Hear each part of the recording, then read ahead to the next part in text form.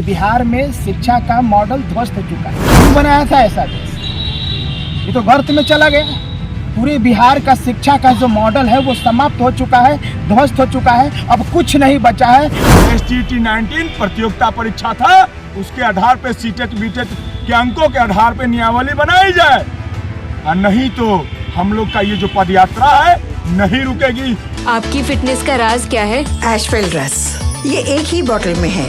Stress, weakness, acidity, obesity, hair fall, skin की हर परेशानियों का एक ही हल। एशवेल लाइफ, डायबिटीज फ्री लाइफ।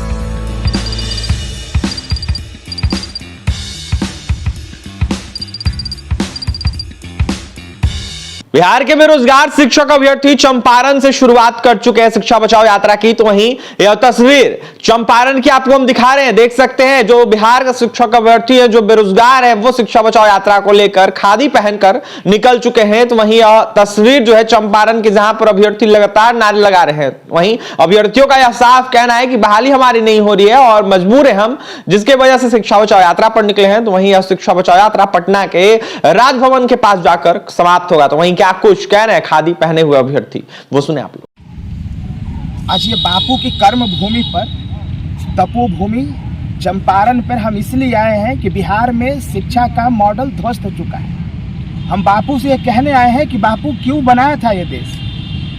क्यों बनाया था ऐसा देश? ये तो गर्त में चला गया।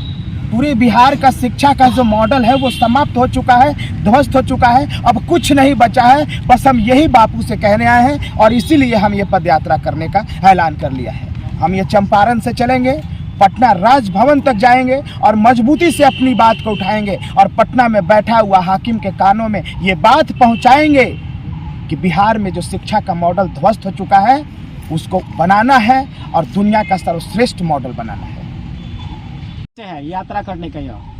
महोदय, हम STT मेरिट अब शिक्षक अभ्यर्थी हैं। 30,675 मेरिट शिक्षक अभ्यर्थियों ने सीटेट बीटेट ने यह बिगुल फूंक दिया है कि अब विद्यालय में अयोग्य शिक्षक की भर्ती नहीं चलेगी, डिग्री दिखाओ नौकरी नहीं मिलेगी। STT 19 प्रतियोगिता परीक्षा था, उसके आधार पे सीटेट बीटेट के अंकों के आधार पे नियमावली बनाई जाए, और नहीं तो हम लोग का ये जो पदयात्रा है नहीं रुकेगी। और हम लोग महोदय राजभवन जाएंगे और राज्यपाल महोदय को अपना ज्ञापन सौंपेंगे कि महोदय ऐसा व्यवस्था किया जाए जिससे बिहार का शिक्षा व्यवस्था ठीक हो।